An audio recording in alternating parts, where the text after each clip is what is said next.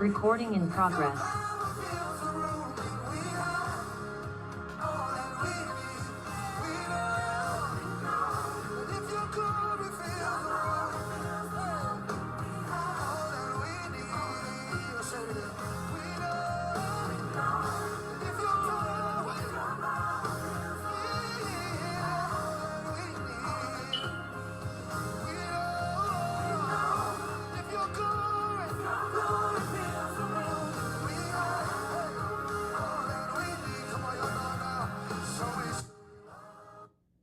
Ooh. Wait, hold on. I lost myself, right? Welcome, everybody. Welcome, welcome, welcome. Listen, I got nervous a minute because I wasn't seeing anybody. We have this thing with Facebook, and it's so annoying because we never know who we see on lives, right? And then all of a sudden we get all of these responses.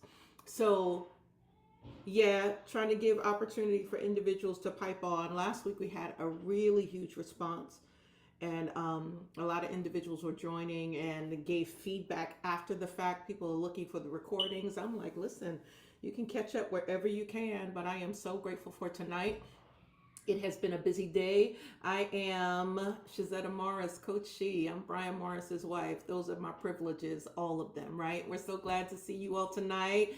Glad to be with the crew tonight. And I'm so glad to be with Come Through by way of Pottstown, San Diego, and now Texas. Yes, Adam Watson is with us tonight. I am so grateful for his voice. Now, let me tell you, I wasn't going to be on tonight, but I'm on because I know you can talk. So I want to make sure we navigate that. Yes, keep me in order. Keep you in order. Yeah, because he going to take us many different places, but we're so glad that you could join us in this conversation. And Thank you so much for the opportunity. yeah, with the partners, with the people. We actually need to get you to South Florida just to be with us, but we will take this. We will The take plan this. was to be there. The plan was to be there in October. So This we'll have to see how. October? Yeah, our schedules kind of changed, and our apostle changed our conference to October. Okay. So that was, it kind of threw things off. So we're going to make it work. But I have enjoyed the last few weeks. They have been both enraging and engaging. Yes, it has been. Enraging and engaging. And engaging, absolutely. And that is exactly what we intend to do. Mm-hmm. Enraging and engaging. Listen, we start because I didn't set Adam up with this. I've known Adam for a long time. So I just said, listen, just come on, be with us. And then probably like 10 minutes ago, I sent him the link. So he don't know what we do. He just gonna join in because he's family. He is the facilitator of the prophetic evolution on the West. So when we started the Evolution Church, we was laughing about how in sync we were at that space. And so Brian has met him, but who you see on this screen, Adam, are worshipers, all of them. Okay. So Brianna Jackson has been on a live with me. I invited her when you was doing one of the things. I think I joined, and she came on and she said, he got long fingers. I said, yeah, he do. That's what keyboardists do. He got long fingers. So she joined us there. And Bernicia Jackson is still looking like she needs glasses, looking up at that screen. She is in Wilmington, Delaware. Okay. And a part of our former ministry, and we just don't let her go. She's still a daughter to me, to us, right? Well, to me, I'll let her and Brian Morris fight, but that's my girl, and she is always connected to anything that we do. And so here we are. We have the plethora of people on tonight, and so what we typically do is we start with our life points. And we facilitate that. And while others are talking, we mute out so that we don't get this echo. Hopefully we're not hearing that now. We got the crew on tonight. Kay is on tonight. Miss Tasha Watson is on tonight. Malika is on tonight. We got people with chips and dip and all of that. Listen, y'all were supposed to bring your own stuff tonight. So hopefully y'all got your wines and spirits. Well, I got my cranberry juice and some pineapple juice. That's what I got. Okay, so y'all bring to the table what you all want. So let's talk about it. Life points. Who wants to go? Where we at? Who's first? Life points are like 2 minutes. Yeah, I forgot I didn't tell Adam this, right? Life points are about 2 minutes, things of what people have experienced over the week, and they bring to the table in order to encourage people. Um, hey y'all. Hey,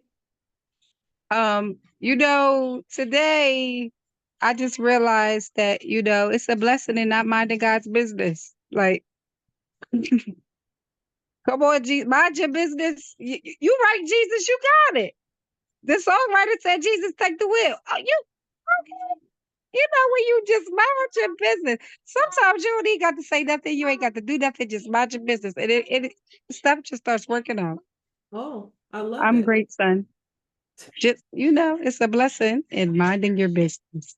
Don't mind God's business. Okay, so that's what we got out of that. I'm pulling that. I'm gonna use it, and we are Adam, we are kid friendly, so kids can run up in anywhere and we are okay. Okay, so we are kid friendly. Yeah. Oh, and we got the Yep. grandbaby today. Come on. Yes, yes. So we're gonna let God be God and we're not gonna mind his business. Awesome, awesome. Who's next? Well, shoot, I'll go. Oh, I'll be glad to go because yeah. last week I almost spit my juice out when Pastor B said, "Life is short. Swing on them now." That blessed my whole soul. I, as a prophet, I totally believe in it, though I can't do it. But but that blessed me. Why did Karen This lift up her hands Peter, and don't encourage Brian. Oh my goodness. It was so awful. Like I wasn't expecting it. It was so out of left field. What I learned this week is giving new definition to the word victory. So Mhm, many times we sing that song, like, in the name of Jesus, we have the victory. But mhm. so many times we make it focus on the fact that we've won, when victory actually should be the fact that we have the victor on our side. The Yeah. person who is going to win is actually on our side. And when I started saying, God, you got this one, so I know you've won it, so I don't have to worry about me winning it, it really changed my perspective and stopped making me focus so much on myself. That's my life point. Wow. I love that life point. Yeah, I do. Stop making me focus so much on myself. I love that. Thank you for that. Who's up? Sorry, Pastor B. I was just gonna say I don't have a life point this week, guys. But it's But great to see you you have all. the life. And Uh, you need the point. Come on. yes, I am. Yes, you got to realize that. Yes. Come on. So yes, that's my life point. It's me. You. We alive. We will use it as a life point. Love it. Yes. Pastor Brian, you up or you want to go last? Okay, I got one. A friend of ours put me on to this concoction with watermelon and lime juice. That you put that you take the watermelon and then you take a lime and you squeeze the lime juice on it, and it brings out the acidity or the sourness or the acidity that's in the juice, brings out the sweetness even more in the watermelon. Mm. And then not only that, but it makes it a lot more refreshing.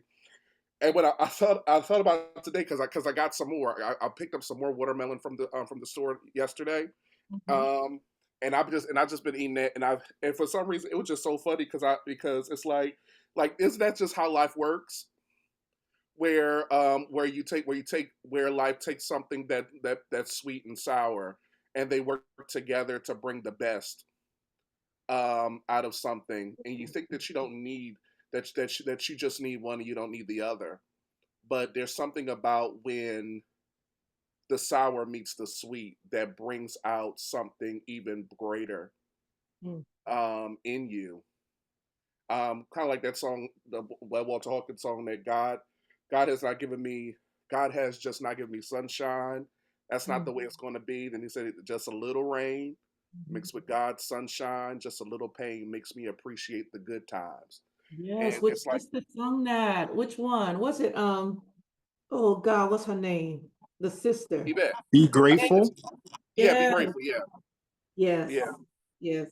And it's like it just realizing ultimately that it's just with that watermelon, just eating fruit, realizing that all things work together if you let them. I love that. Awesome.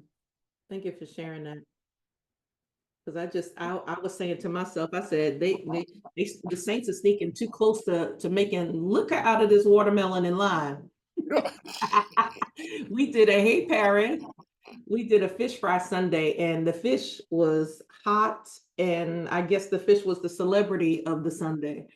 So we're grateful for that. And so that concoction comes in, and we thank Jocelyn, Fabian, Fideli for that.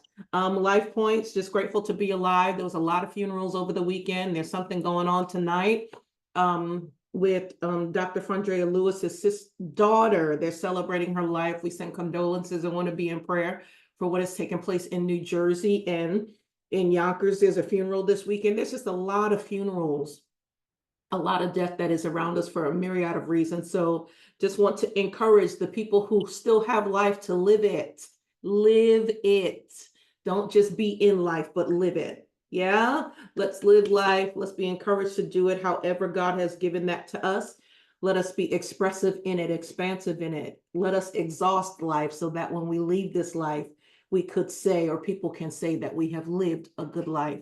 Yeah, let's enjoy this tonight. Bree Jackson, you are facilitating part 4 of this phenomenal topic.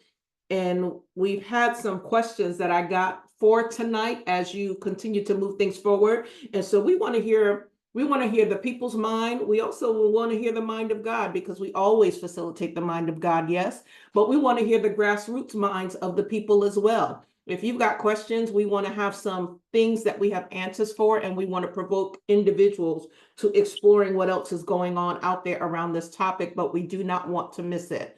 Listen, Miss Cammie, Mama Cammie is out here on these political streets doing her good work with these big masses of people coming in to engage whatever is going on. And there's a lot of conversation that is going on as a result of that spin. So it would almost seem like Project 2025 is getting lost in the shuffle, but we won't let that happen. So we're going to bring attention to it tonight for part 4, which is what I think we're talking about, the educational spaces, right? So we're going to take notes as we share and as she's sharing, and we're going to pipe in with the commentary just as we have done over the last 3 weeks. And we're going to be feeding information from Facebook, wherever people are. If you're seeing stuff on your individual pages, bring it back. And we're going to field questions from the chat here. All right. Ma'am, we are ready for you. Okay, hey y'all. Coach, I know you said throughout, but are there any specific questions that need to be answered like right now that you got, or no? Well, people are interested in the educational space. Education. Yes, which is the space that you're hitting tonight, and what that means for our children, what that's going to mean as it relates to them moving forward, and some of the pieces that are coming with that. So I think you're going to hit it. And Yeah. so we'll get that overview from tonight. Yeah? Mm-hmm. Okay. Okay. So yeah, we'll be talking about Department of Education, and we'll also be still speaking about the Department of Agriculture.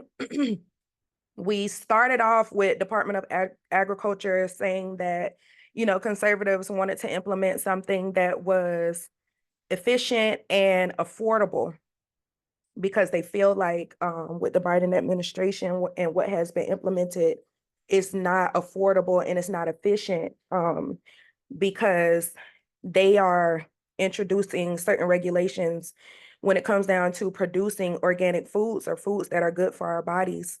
And conservatives feel like that's unnecessary, that all of these resources don't have to be used, that we could use fewer resources to be able to give to people.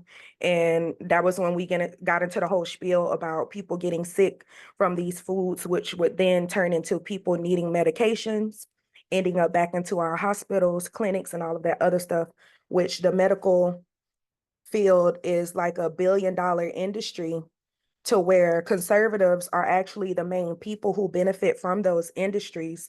So why not paint a picture, or why not to be able to put people in these predicaments or circumstances where, they can just place a Band-Aid over certain illnesses versus, what is it? Like they treat it instead of curing it. Is that what they call it? They would give us stuff to treat instead of curing. But that's only because obviously they can continue to gain as much as they possibly want. And then, as soon as a doctor can pronounce someone dead, that's when the most money comes out of that. So now you had something, Mr. Adam? Okay.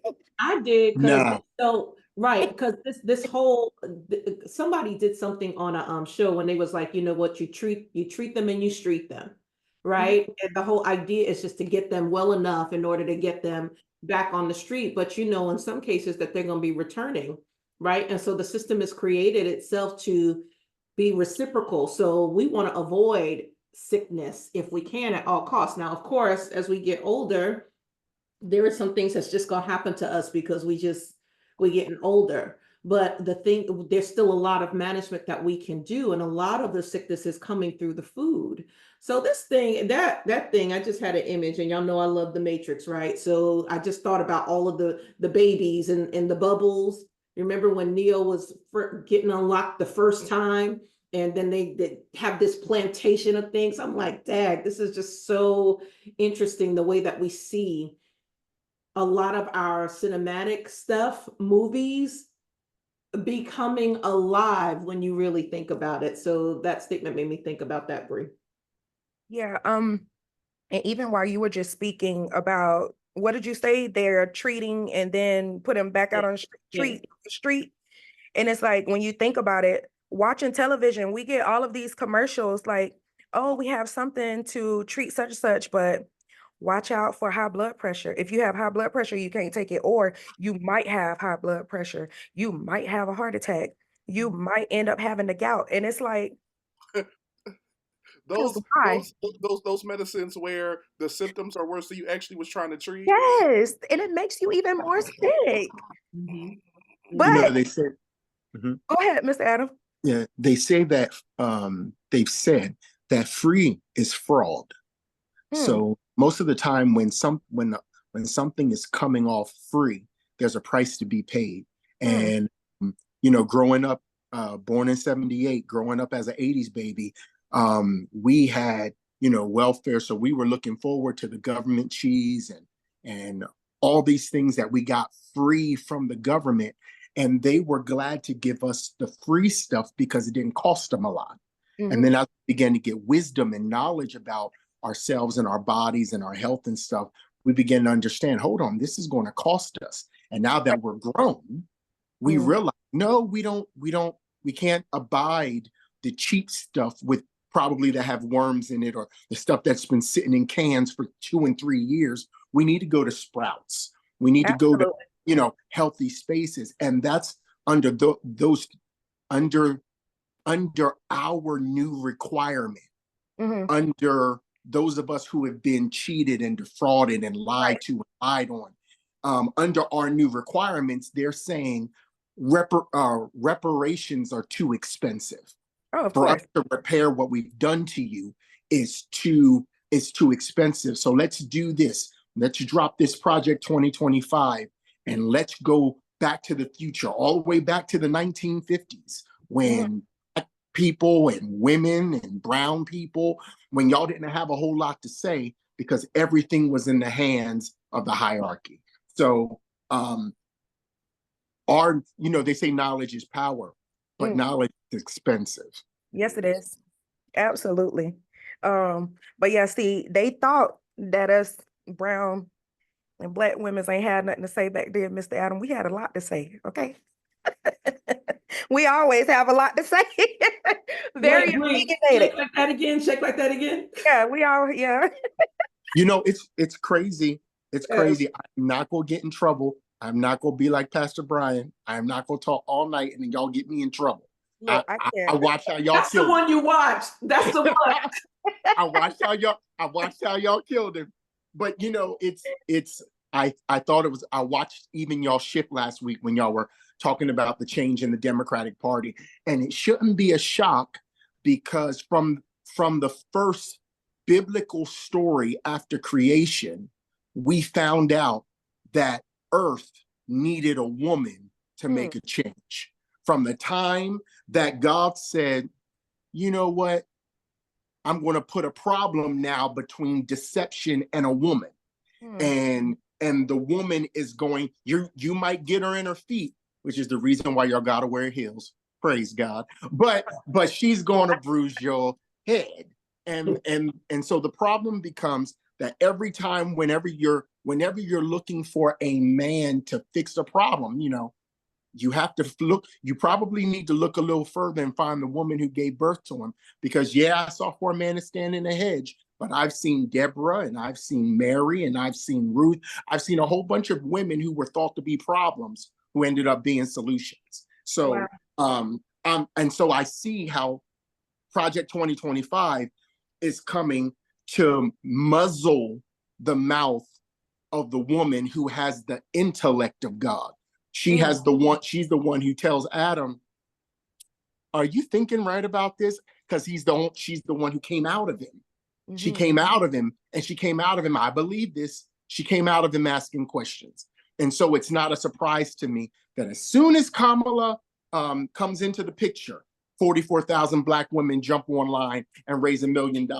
Over 100,000 white women jump online and raise $8 million because while we as men want to observe before we make a move, sometimes the time that's wasted while we are observing and not doing what needs to be done, the women are actually getting the things done. So I'll shut up there. Wait, sir, because you know, wait, because first of all, you know, don't be trying to get a permanent block on our life, because you know we can give you one. But let me tell you why. Because first of all, we always are, I love male energy. And so my husband is always in the preponderance of the women. So now he got backing, number one. Okay. Thank the Lord. I got you, sir. That whole piece around that shift, and we probably have to have a separate conversation about it, because this thing that has happened and is overtaking us in this particular moment, and we'll get back to where you are, Bree, but I think it's a good highlight. I'm telling you, and my husband can tell you, I have been challenged in my whole soul about it. Not because I think it's a bad thing, it's because I kind of feel like the acknowledgement is late for a whole bunch of reasons, right? And so, you know, when you met me, Adam, I was women's liberation in the pulpit, right? Yes, ma'am. So you remember those days. I had to calm down a whole lot because I'm like, no, we not navigate this way because we need our brothers, and we do. And I know I do, and I love my brothers. But something about this season has really been like, what just happened? Like it's almost like it's an unreal space, but I know that it's real. But it has me cautious because it's like I've watched women have the rug pulled from under them. Yeah. A lot of different spaces. And so watching this thing, I am sitting in the space of observation. And so I know it's a conversation that we probably need to have later. Thank you for bringing this point up, because we're going to have it later. Because if we have it now, we're going to be on here a while, and we're not going to do that to us tonight. Not going to do that to us tonight. But it is so important to kind of see how that is shifting. Get us back to agriculture, because my brain is just right here. Yes. No, that's good. We was about to go all the way left, like forget everything else. That was good, Mr. Adam. I'm calling him Mr. Adam. He is not, he ain't that old yet. I'm a brother. It's Adam, brother Adam. Just call me Adam. Call me Adam. Oh, yeah. My mama come slap me in my sleep. Okay. Oh, your mom's gonna do it? Yeah, I'm gonna just tell her that you gave me permission. Right. Well, how old you think this man is? 70? It's not that. It's a form of respect. That's it. He said he was raised in the 80s now. I was born in the 80s. So you won't call me Miss B? Okay. Well, we'll just call him Adam, and you call me Mr. Brian. Just go to do that. Oh no, I can't do that, Pastor B. Period. Okay, Yes, I but love it. yes, that was good, Adam. See, that Thank sounded you. great. God Sounded bless you, so great. girl. God bless Thank you. you, thank you. Wow. Yes. Okay. So, I don't know if everybody knows this. This is honestly news to me as far as under USDA. That's where all of our food and nutrition programs fall under. I didn't realize that they fall under actual USDA. Like our SNAP or slash EBT, the WIC program, and all of that other stuff. They no longer want that to be under the USDA. They want it to be moved under Health and Human Services. Kara says that she feels like that's not a good idea. Why did you feel like it wasn't a good idea? Yes.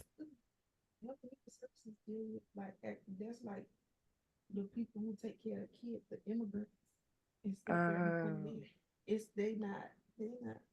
You know what I'm saying? So she's saying that with Health and Human Services, that this help with these food and nutrition programs will no longer go to people or low income families who actually need it in America. It will go to people who are actually coming into the country.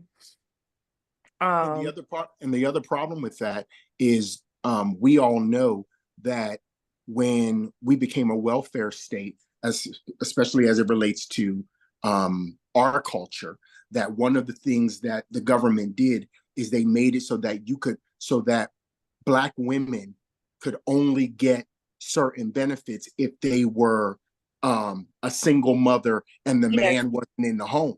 So it's so if we go ahead and we put it back over to Health and Human Services, and it allows them to come back in the house and make judgments based on whether or not they find you suitable in order to give you certain rights, certain goods, certain benefits. And we've seen how they've done that before. Every time the government enters the house, there's a problem in the house.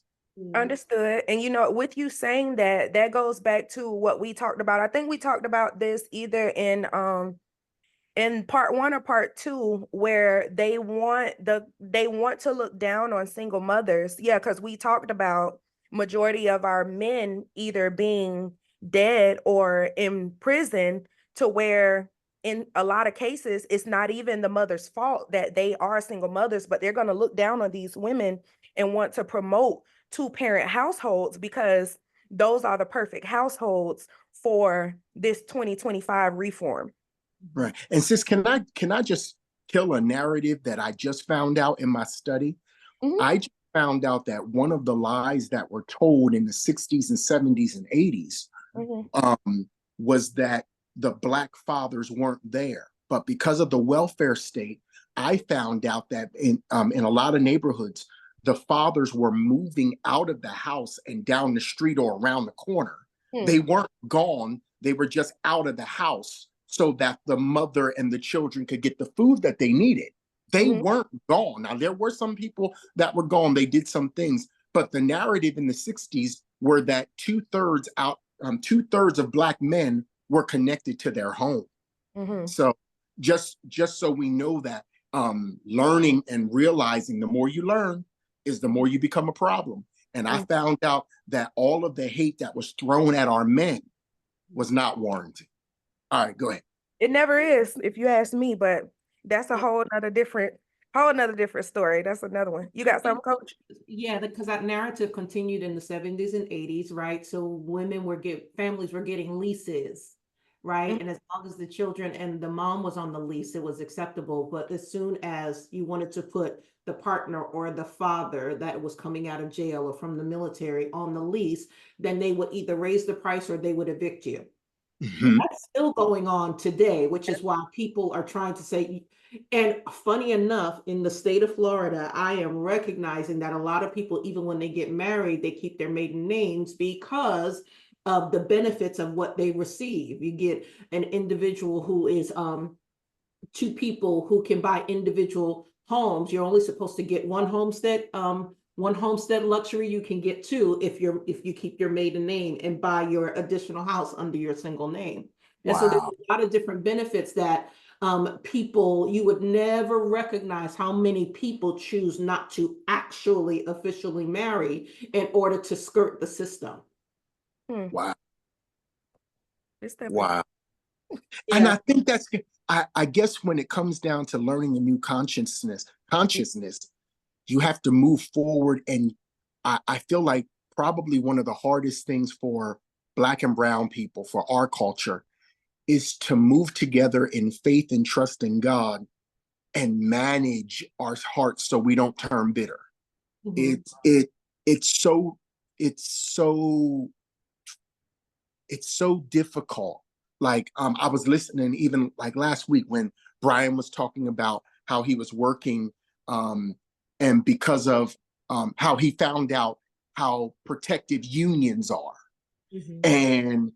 And the problem that Project 2025 is coming on to actually protect the people from trying, like they're trying to protect the people who don't want the unions. They don't want us covered. They don't want us protected. And I was sitting there, and Shez, you know this as a prophet, I'm like, I get mad in a quick, like immediately in a rage. And I was sitting there and I was like, man, but God's been talking to me about my heart. Like, Adam, you can't talk to people screaming all the time. Mhm. Like, this ain't right, this ain't fair. And I was like, then I need your help, because like for instance, this LYFE Forum, right? These are doing so many so many amazing things, bringing wisdom to people. But how do you manage their rage? Remember, I said it was enraging and engaging these last couple of weeks, because it's like y'all are Bree, you sat there for hour and a half, an hour and 45 minutes these last couple of weeks. And while y'all were talking, I couldn't help but get mad at a system that is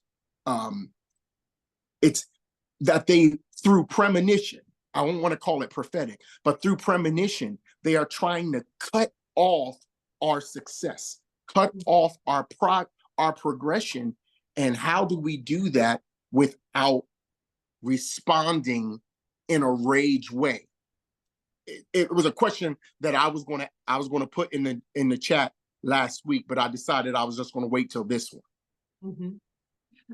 I got a response for that, but I'm gonna ask my husband to give one, because you all's rage is different than ours, and so that's a good question, though. Yeah, I think our responsibility is to make sure that that we not only give the information that is going to stir the flame, and it should make you enraged, but we should also set in place the ability to be able to find ways to now establish a solution. Because it's one thing to give the information that stirs a rage, but what are we now giving that now builds a solution for the problem that we have? And Okay. Excuse me, Okay.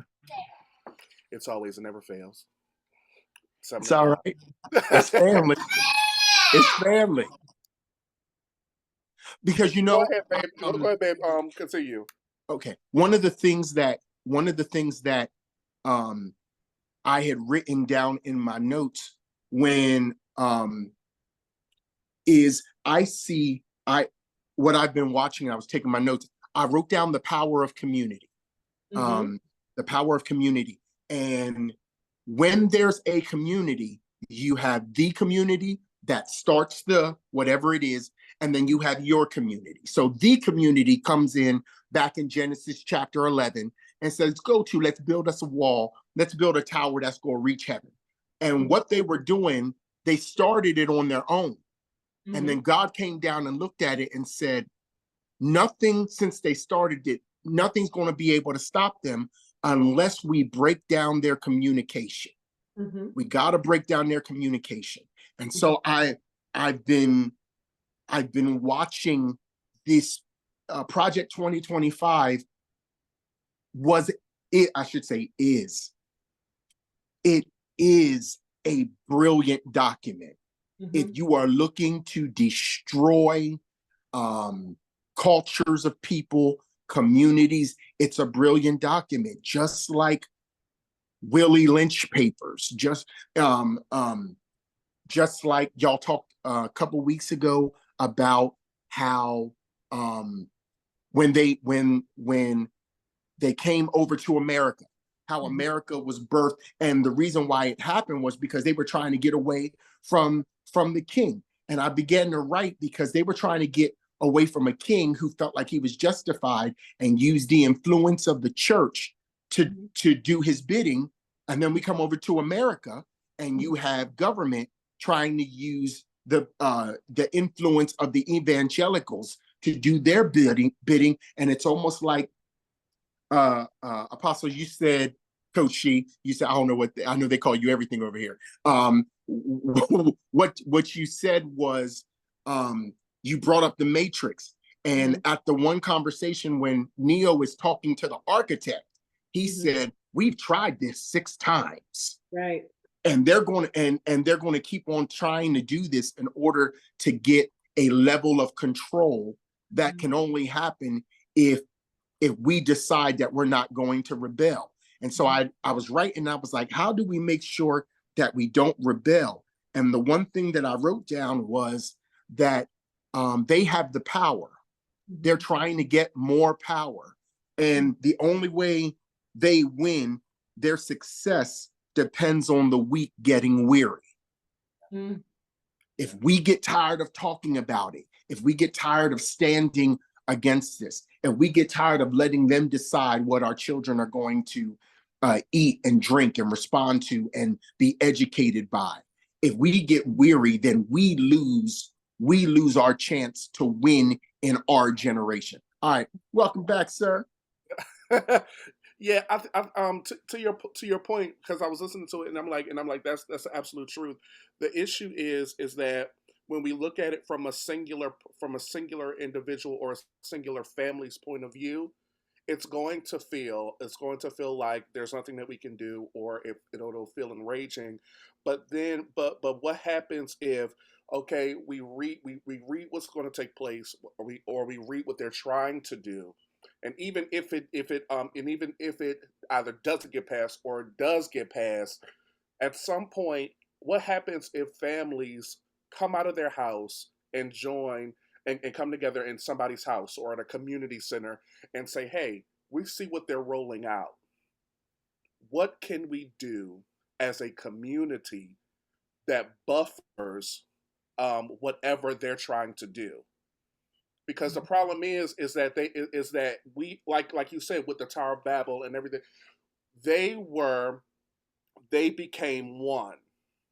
And the problem is we're not in a space anymore to where we're thinking as a community or as a unified group. We're thinking about me, my family, maybe my family up the corner around the street. How is this going to affect me and mine, rather than how is this going to affect us as a community?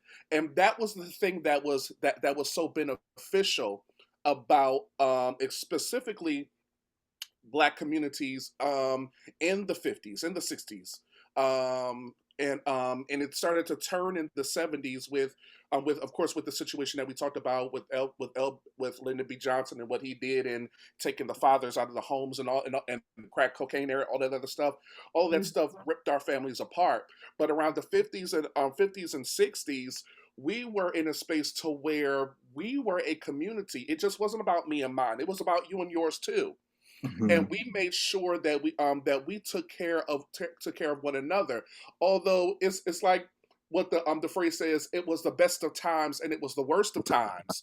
Because in a lot of those experiences, we had things like Black Wall Street. And they in those spaces because we understood, hey, they don't want us here. Let's build something over here. To the point to where they were so concerned about it, they had to find a reason to burn it down.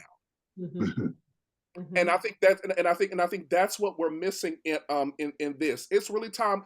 I believe it's really time to go back to what we talked about earlier, which is grassroots.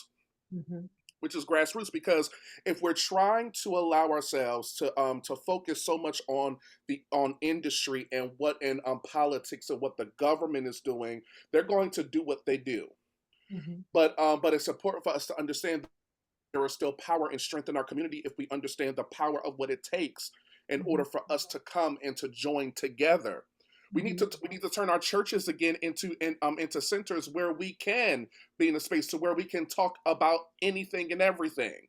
Yeah. Where we understand that we are the church, not this building. So open up your doors to all kinds of communications and concerns that have everything to do with the community. Yeah. So that we can properly build the grassroots systems that we're known for as a people. I'm I do looking have at a that with the question. Spanish folks. Even in Florida right now, I'm looking at it with the Spanish folks. They listen, at the end of the day, they realize, they like, listen, they once they realize the person next to them is from a Latin country or whatever like that. It don't matter where they from. Once they get that Spanish going, they connected. It don't matter who you are. I might not know you, but you speak Spanish. Come on, let's go.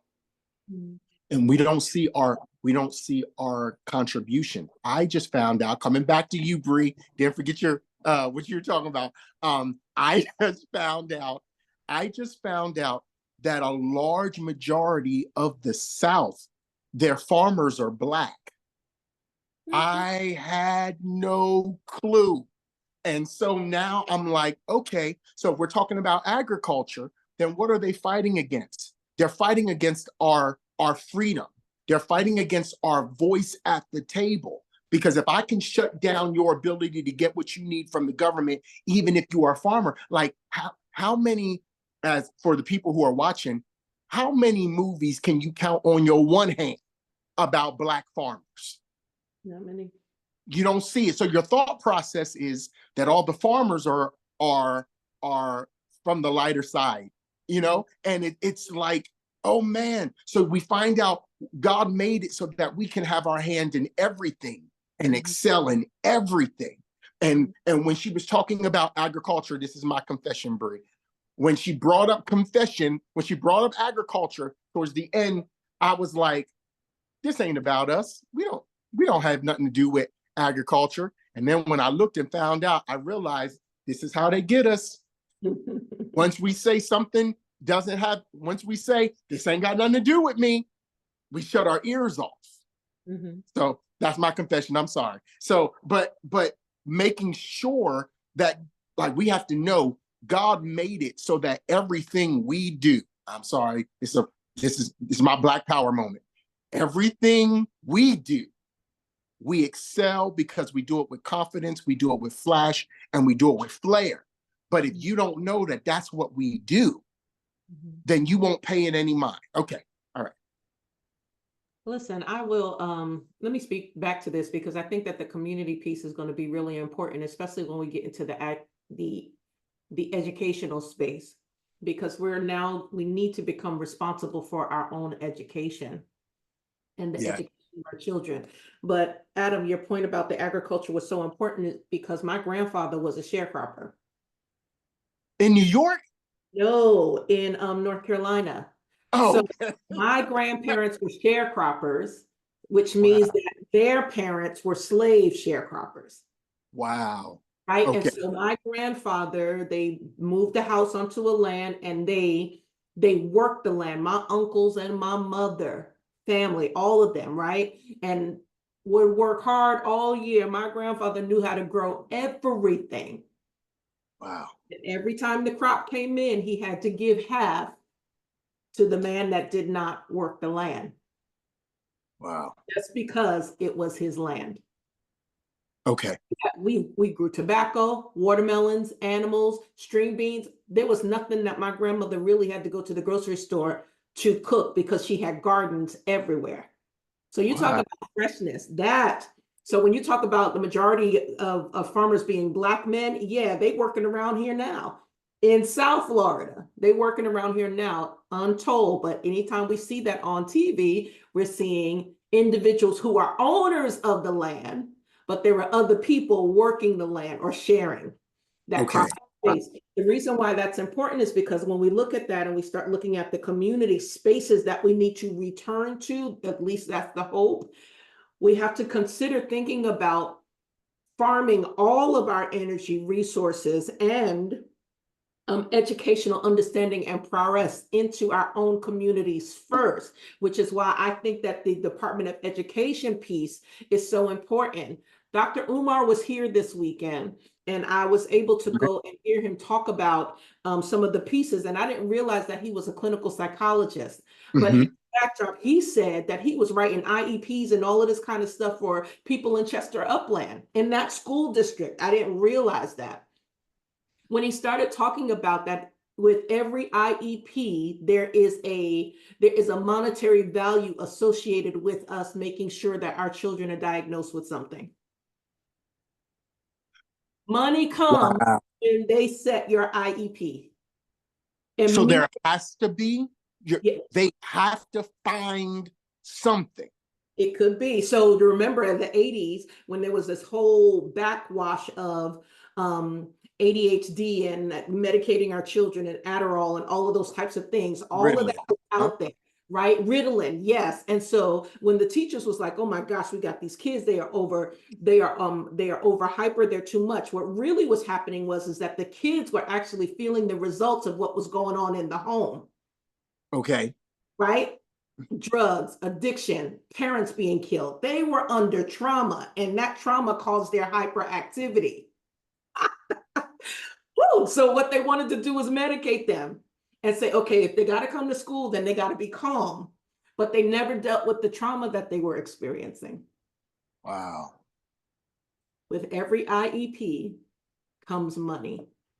Has to be a diagnosis. Yeah, so there's something that comes with the Department of Education when they're now trying to redirect those spaces. So Bree, that's why I wanted you to get to that. And I want us to talk about that because there's so much information in how they're trying to revamp that. I was even interested in hearing about really trying to determine if people were saying, are they going to continue to go to school or not knowing what this policy is going to do. But remember, this policy is not new.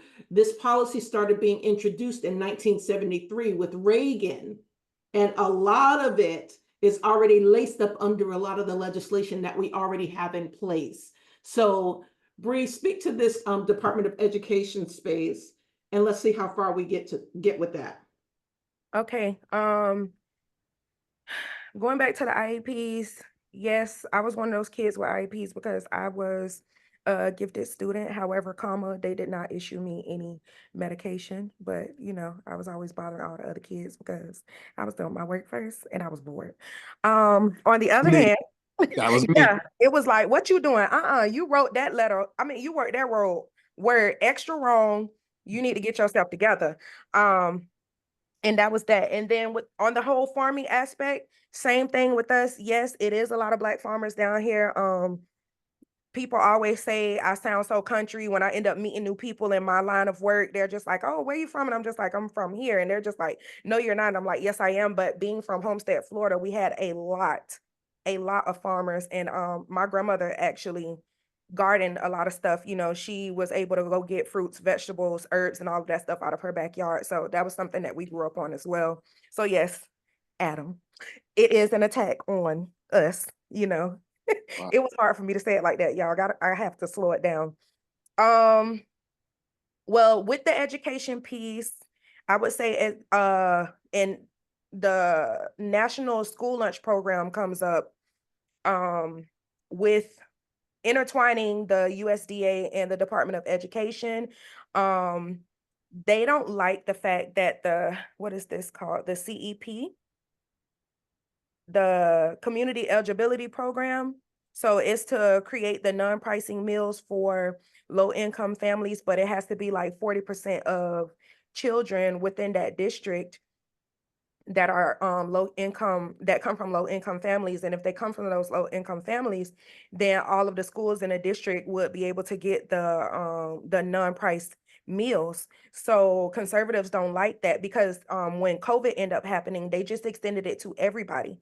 So once everything came about with COVID, now what districts are doing is they're adding schools to their districts. So for instance, if we have all of Miami-Dade County want to only make the county one district instead of 5 or 6 different districts, then every single school in Miami-Dade County can get these free meals for all of the kids. And the conservatives don't like the simple fact that it's going to low income, middle income, and upper class students, or upper what word am I looking for? Upper income is what they use, upper income students. So they definitely want to do away with that. And they want to completely eliminate the Department of Education. The same way we talked about Department of Homeland Security and dispersing it, moving it to different other different departments, or just getting rid of certain agencies, period, under Department of Homeland Security, is the same thing that they want to do with Department of Education. They want to come up with this education savings account to where people who have disposable income will be able to create a savings account to provide money for their children to attend school. So when I ended up researching on that, I wanted to know if low income families would be exposed to what they call the ESA, which is the educational savings account. And no, they won't be exposed to it because they aren't people who have disposable income. I don't even know what disposable income is. What is that? You just have extra money hanging around? I mean, I don't know. Is it the passive income that you receive from being able to put money into stocks because you just so happen to be able to been given that opportunity because you're the CEO of a company and you have certain shares in this company and you're getting your disposable income from that, so you're able to provide an education for your child? It makes no sense to me. When it comes down to post-secondary schools, they no longer want it to be federally funded, like, just federal sending the money out. They want it to be state issued. So specifically, HBCUs, of course, they want to give them blocked grants. Blocked grants are grants that just have a certain amount of money that they're going to give to the state, and then the state decides what these schools can receive and not receive. And it's just, in general, they want to send all funding to states so that the states can decide what it is that they want to fund and what they don't want to fund. Did y'all have anything to say to that? Because everybody's squinting their eyes. Everybody like, How at what point do we, I guess I'm trying to figure out how to tell the truth without the truth being mislabeled, and us being labeled something because of our truth. It's the thought process behind an education was supposed to be, let me tell you origin, let me give you where we are presently, how origin brought us to the present, how the present is going to take us to the future. That's how education was supposed to go. With the exception of math, that stays consistent all the way through. Your origin bringing you to the present, your present taking you to the future. Nobody seemed to have a problem with that until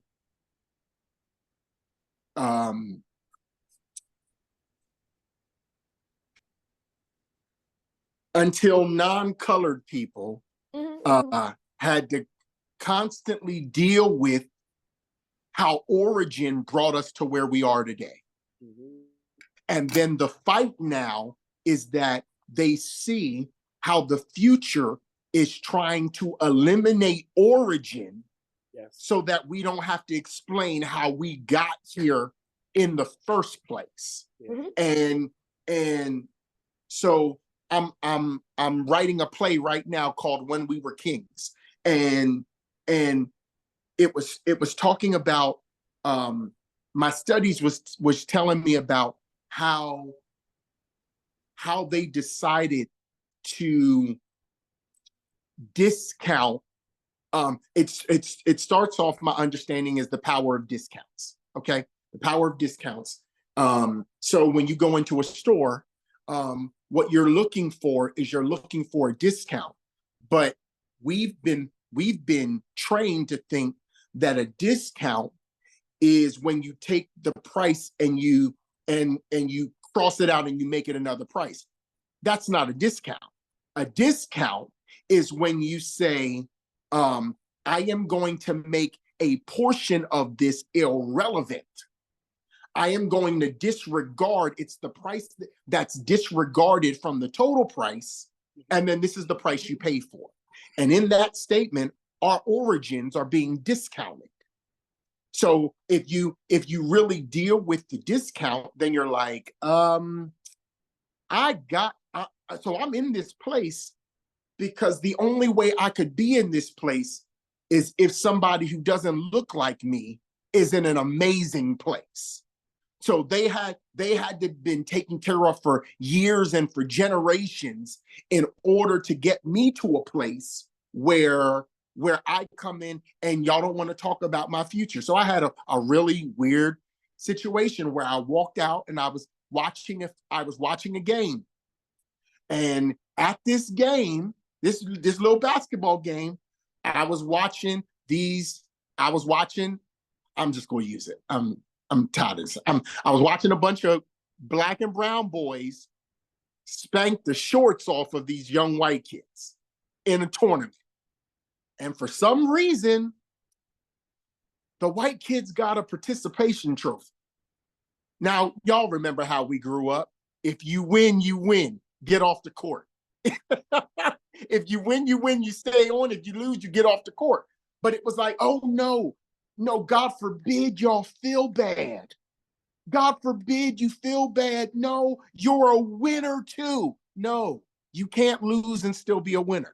That's not the way this works. And so that was the way that we grew up. Yeah. So we grew up that way to learn how to deal with losing. We learned how to deal with losing. And so when you talk about the Department of Education, right? The Department of Education says, let's re-educate you.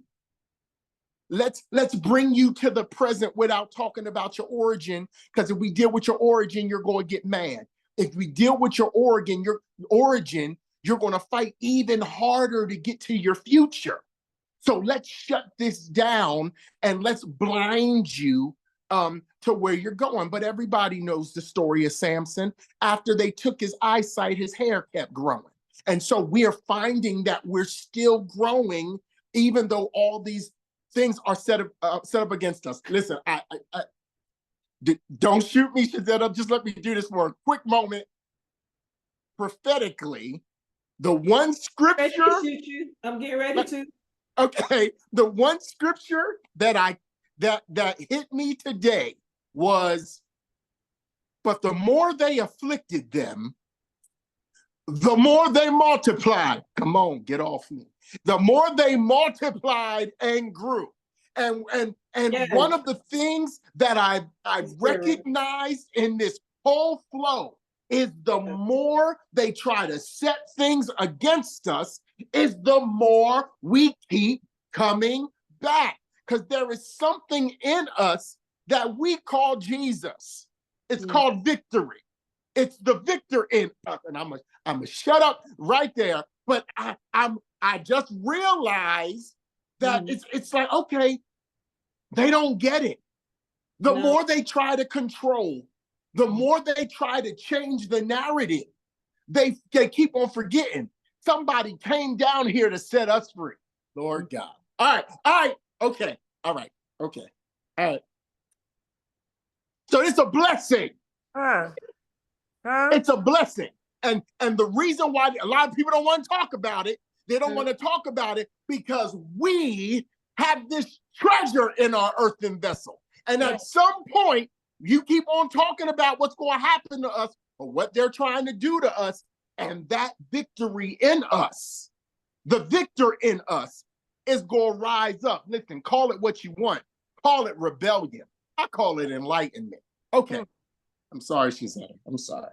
Listen, I was waiting for Kara to say, why he yelling?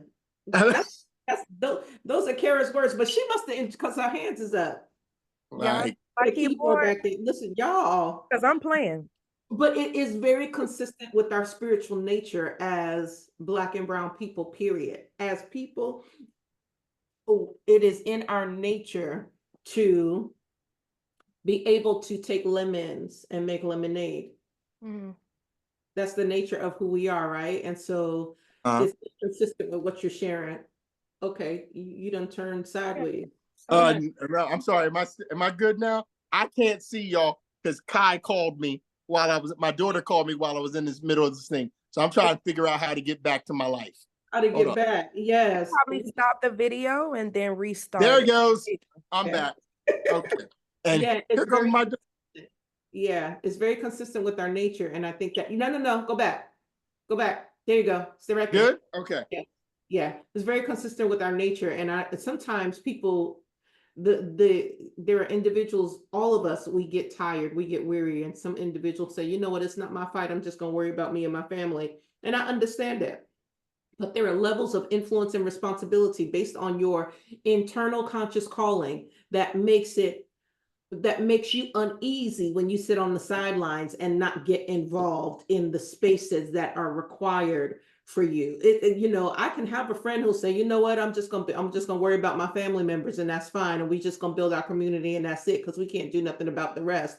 But there's levels in me that say, no, there's something about this that we got to respond to. And so we build community, and we bring voice to the issues that are impacting our community. You cannot be so churchy that you will not listen to what's happening in the earth.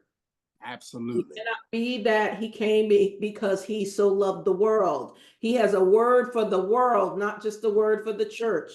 Our religion can't handle the word that God has for the world, which is why we have so many problems in our relatability in our church communities. So we don't want to be just a church community. We want to be a world community. We are God's people globally, universally, all over, and that might look different. We have to be okay with the Muslim saying, I love God too. We got to be okay with all of that, because that is the actual reflection of the Tower of Babel, right? The Tower of Babel is reflective of the diversity that is implanted in this space called Earth and throughout. That's really what the Babel looks like. The communication looks like, the difference looks like in the diversity. And when we really get that, our oneness won't be such a challenge. And when we get to oneness, nothing will stop us. And you know that scripture, when Jesus came, he said, the Spirit of the Lord God is upon me. He's anointed me. And then he went down the line and started talking about communities. Yeah. Yes. That's what he's called to. That's what we're called to. We're called to the communities that need our voice to activate them, that need the voice of the Lord to activate them. So that's awesome. And you talked about that even last week when you were talking about that's the kingdom. The kingdom is full of diversity. The kingdom of heaven is like a man who threw a net in the sea, and all types of different fish came up and came out of it. And we need to be able to deal with all those different fish, remembering we used to be those different fish. Yeah, and it's important for us to know that and it harkens back to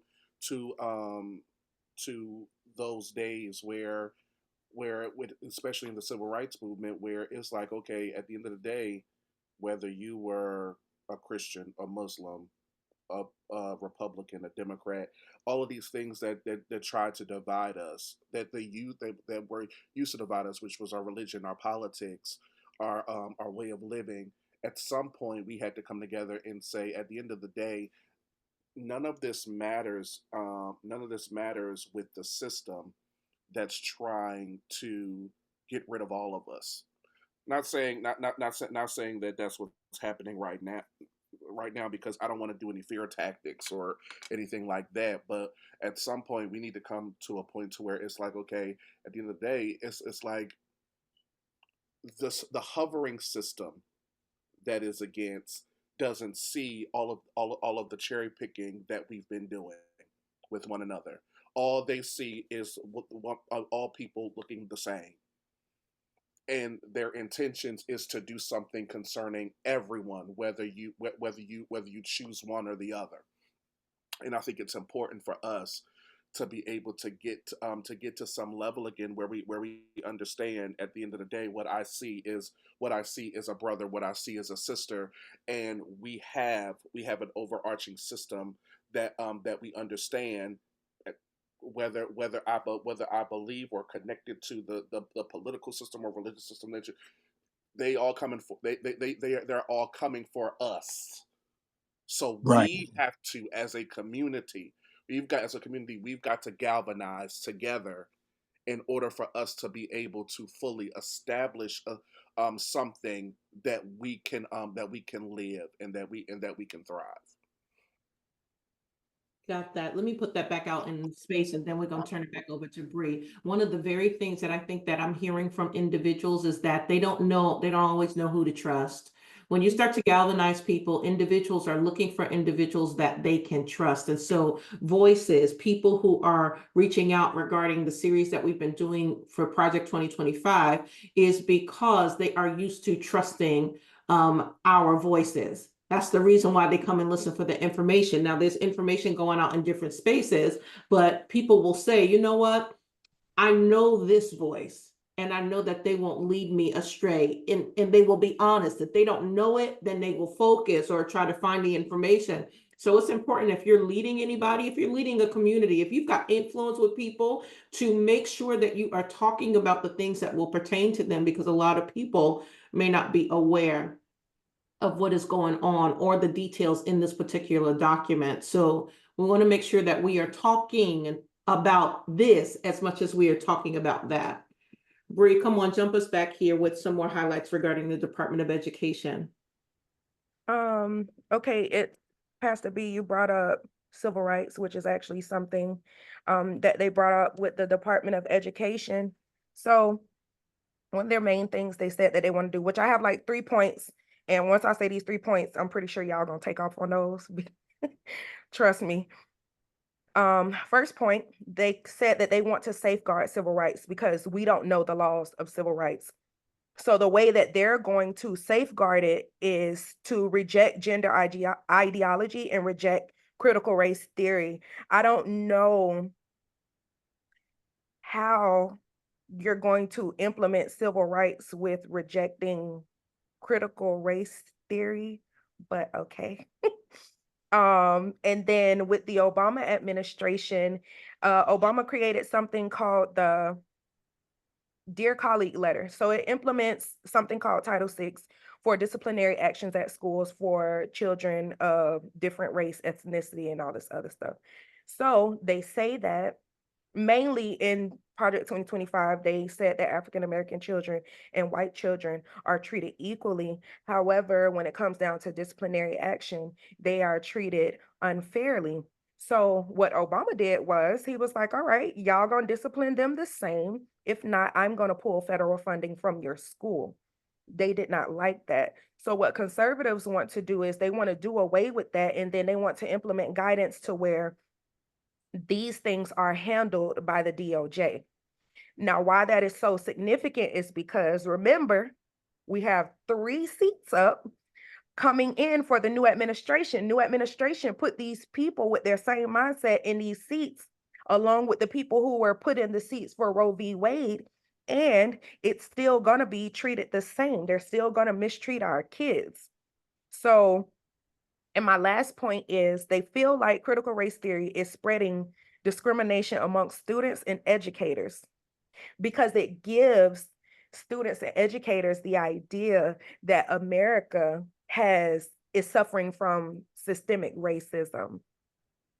So they want everybody to understand that critical race theory is a bad thing because it's making everybody feel like America are racist and the system is racist.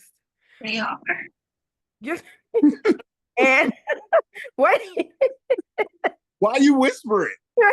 and they said that they want students and educators to understand that there is equality under the law and they have color blindness. I think that's great. Those are my points. You could speak to them. That's a lie. The lie detector determined. Q Mari. Yeah. The lie detector test determined that was a lie. No. Unfortunately, we gonna keep sweeping racism under the rug like it just disappeared, and equality is just all around us. And unfortunately, somebody's great grandfather still dropped the seed and is living and spreading and growing in 2024. Sorry. Unfortunately, and now we are, as African American minorities, we are often sometimes we jump really fast to the race car. It's because we traumatized. Yes. We are very quick to say that something is, oh, that's racism, but it's because of all the past stuff. We can't just erase it. Sometimes it don't be racism. Like even going back to the shooting with the cop and this young lady, that had nothing to do with race. He just happened to be a Caucasian officer that shot a Black woman. That had nothing to do with race. But I could see the people have been chiming in. They tried to make it a Black Lives Matter, but it wasn't. For me, It wasn't. I call it racist. I I'm here. This happened in my state because I'm in Texas now. And last week when y'all were talking about it, I was in my kitchen trying to cook and had to sit down and be still for a minute because Pastor B, you made a great point. These 3 grown men who show up at this house and see this one Black female, is she a threat to them? Right. No.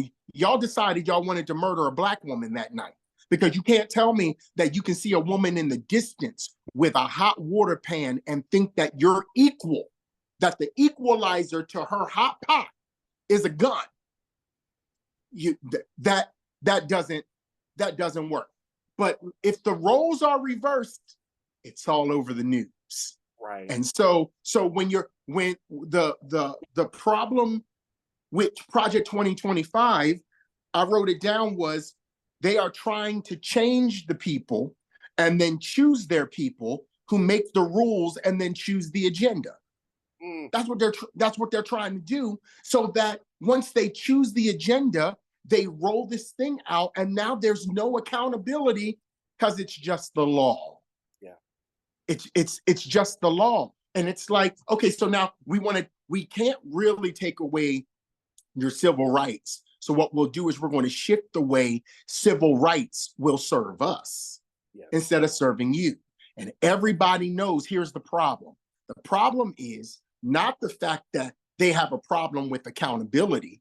It just happened that all this time, the accountability was that the top was accountable to the bottom, or we could vote your tail out.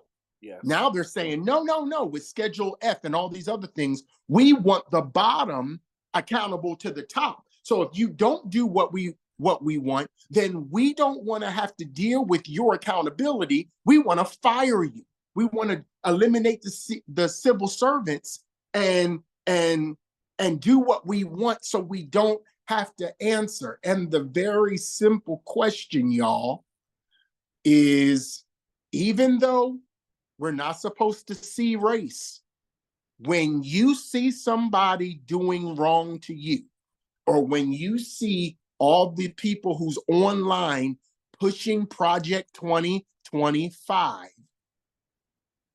majority-wise, what color do you see? And I'm sorry, it's that's that color, and we didn't say it. It's just that color. And so when you see people talking negatively about the woman running for president who looks like us, what do they look like? This is not, we're not being racist. We're just using observation. And I'm sorry if my eyes keep telling me not to believe what I'm seeing, but this is what we keep seeing. And so then we try to tell and teach our children something, and they know we're going to do it. So what are they trying to do? Let's eliminate the Department of Education so we can teach your kids what we want them to know and not have to answer to y'all about it. Yeah. So Yeah. The problem I have with that is when it comes to saying I don't see color or I don't see race, then you start to you begin to limit your appreciation for diversity. that's When amazing. people don't see the difference, you no longer honor the diverseness that comes with somebody who does not look like you. You know what? And I love that because I have I consult at a facility, and one of the patients comes from another country, and she always says, why do we talk about race here so much? I mean, we don't deal with that in other countries. And every time she says it, I understand her intention, but it makes the other clinicians cringe because it's like, how can you take away from us our experience just because that's not what you want to see? So it's diminishing, right? And it makes us just lose sight. One of the things that they teach us in the therapeutic perspective or that space is to have an understanding of the person who you are attempting to work with in counseling or in therapy, because if you don't have an identification, if you can't relate in some way, understand their cultural experience, then how can you help them? We all bring our experience to the table. And so for a people that did not choose to be here, but were brought here, for most of us, this is home. It's all we know. That's all we know. So everybody else is going to go back to their homes. So the only way that they could get rid of us who were brought here would be to either kill us off or allow us to die off. Apostle, can I tell y'all this story? So my wife and I, hey babe. So my wife and I were in we were in Carlsbad, California. And it's a predominantly Carlsbad is rich white, okay? And so me and Steph are going down the road. We come up on this stop sign, and this black man with an ascot and a scarf and a tipped hat, really tight pants and penny loafers and everything, was walking with his hands in his pants, very calmly and casually, just enjoying himself, taking forever to cross the street, just happy. And I said to Steph, I said, he ain't from here. We came to find out he's from France. Right. You can tell who ain't from here. You can tell the people who don't have our experience. And like you said, Pastor Brian, our diversity, our difference is what makes us special. Yeah. It's what makes us special. But you can always see those who don't seem like they've been traumatized by their experience. Yeah. And we're the ones who had to grow into and past that. Yeah. But not only did we have to grow into it, we had to grow up through our parents' trauma and our grandparents' trauma. How many of you? Yeah, every single one of us grew up and our parents didn't let us do something because in their life, they were traumatized by it. They would get in trouble, or their parents or cousins got in trouble for it. And so in order to protect us and make sure they kept us safe, they robbed us of an experience that we didn't think was going to be too bad. Yeah. So having to be healed from traumatic experiences, I feel is one of the other offenses of this project, because it's trying to re-traumatize and send us back to what we came out of. Yeah. Yeah. And to your point, that's why, and I think I said this at some point, to you, babe. I said the African American experience is so unique to us.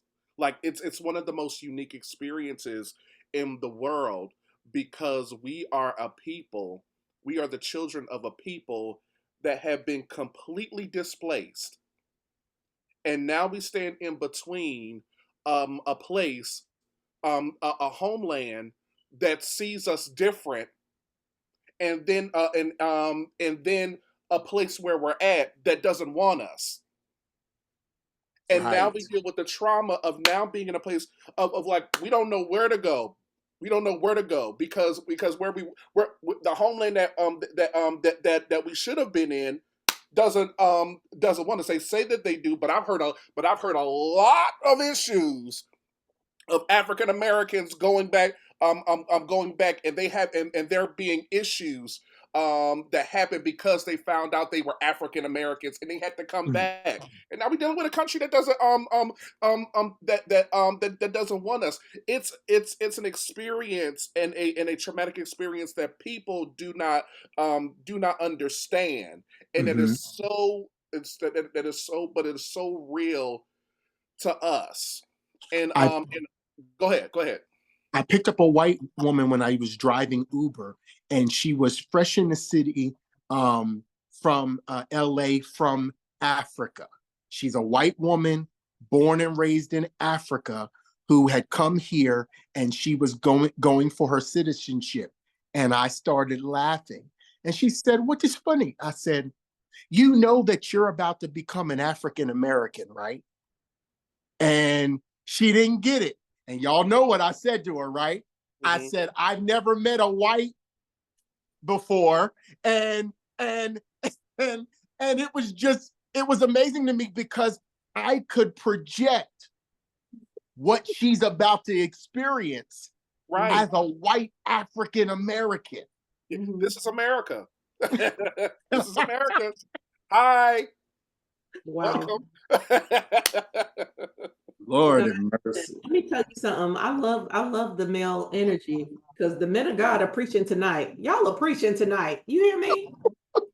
Y'all sure are. This thing is rich and it's heavy, and we're gonna pause here, right? Because we're at that 8:30 hour and we don't like to go further because we don't like to labor people's time, but we just definitely need to have this communication again. Next week we are going to take off because our facilitator has got to go away. She's a woman of a jack of all trades, right? So she's got to be away, and she is the keeper, the guarder of all of this information. So we're going to take off, but I'm going to do something next week that's going to hopefully facilitate some more Q&A around what people have been watching, and we'll bring it back the following Tuesday in order to wrap up. Adam, we would love for you to come back because your animation and all of your richness matches us down here and wherever we are. You bring out more of my husband's cinematic animation. And so it's a wonderful thing to have your voice speaking to this space because, right, we've talked for years. We're not just prophets to the church, we're prophets to the nation. And the nation does not look like what is happening always in the house of God. It should, but it's not. And we got to start speaking to that. And we can no longer be afraid of what that is going to look like religiously, culturally, spiritually, naturally, whatever other levels that we're speaking to. If you're going to be a voice that God will use in this day, you're going to have to take on all the colors that God has. All of them. All of them. You got to speak All to of them. all of the colors. You got to have justice for the LGBTQ just as much as you want it for the African American. We don't always have to like what we see, but we've got to seek the mind of God's justice. What would God allow to be justice in this season for all people? Because he loves them all, whether you love them or not. So we're going to talk some more about this. You are invited to join us back. I'll be back as long as you'll have me. I will Lord, will definitely we ever be able to get rid of you? No, No, I'm oh, here. oh my. My Tuesdays are pretty wide open. I wrote this note and you just said it. It's not about religion. Mhm, It's about justice. mhm, But when justice means challenging challenging religious or evangelical dogma. Choosing justice versus religion makes the religious charge the just with being non-Christian. And that's a whole nother topic. I'm telling you. Yeah, because you And- can't take my Jesus away from me just because my Jesus doesn't align or look like or live like yours. Right. You can't do it. And so that's a whole nother conversation too, which we definitely need to have. But for the Mhm. sake of tonight at 8:35, we try to keep to time. I think we did good, Bree Jackson. Yeah, we did great. I think we did good. Listen, this is phenomenal. We are uploading this to our YouTube channel. I'm so glad that I recorded this, and I'll tell the team afterwards why. Those of you who are on social media with us, we thank you so much for hanging out with us. Join us. I'm going to do something next week. I don't know exactly what it's going to be, but the whole forum is going to take off because we've been beating this down for 4 weeks and it's still getting gooder, as the Mhm. kids would say, right? Gooder and gooder.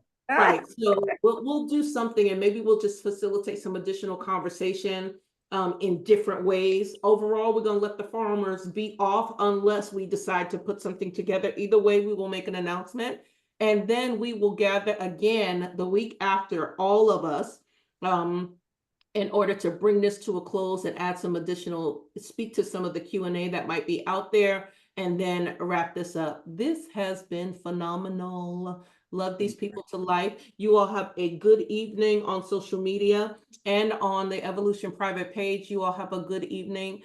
My panelists, stay with me for a few minutes. We wanna chat and talk. Have a good night, everybody. Bless y'all.